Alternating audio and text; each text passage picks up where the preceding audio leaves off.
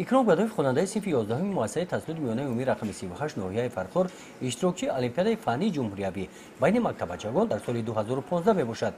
سال 2017 بعد یک ماه تحصیل دوره ناحیوی آزمون‌های فنی از فن‌های دقیق گیوگرافیا، شیمی و بیولوژیا دایر گردید. اکرام از فن گیوگرافیا اشتراکچی آن است.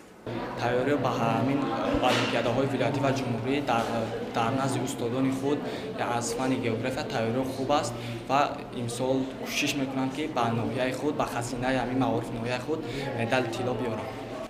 المپیاد فنی ناحیوی در مؤسسه تسلط میانه عمومی رقم 4 شهرک فرخور شده گذشت. شماره اشتراکچیان نظر به سال گذشته 2 مراتب زیاد به خیر گرفته شدند.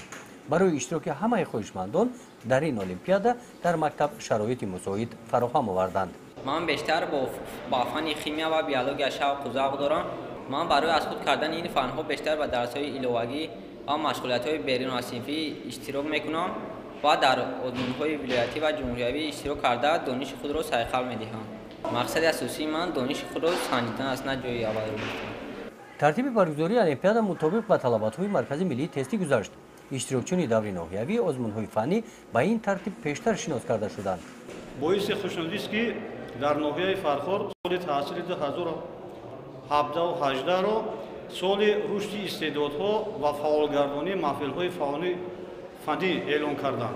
خوشبختانه در دوره ناحیوی المپیادهای مکتبچگان از فن‌های شیمی، بیولوژی و گیوگرافیا در مجموع دایره 600 نفر شاگردان اشتراک میکنند. باوری داریم که شاگردان مکتب‌های تحصیلات میانه عمومی ناحیه فرخور با آمادگی همه‌طرفه آمده در دوره‌های ولایتی و نهایی جمهوریوی هم موفق می‌گردند. غالبان دوره ناحیوی برای اشتراک در المپیاد فنی به مرکز ولایت راه خط می‌گیرند. گزارش خواجه نظریف خدای نظر ظهوروف از ناحیه فرخور برای برنامه اطلاعاتی نوید.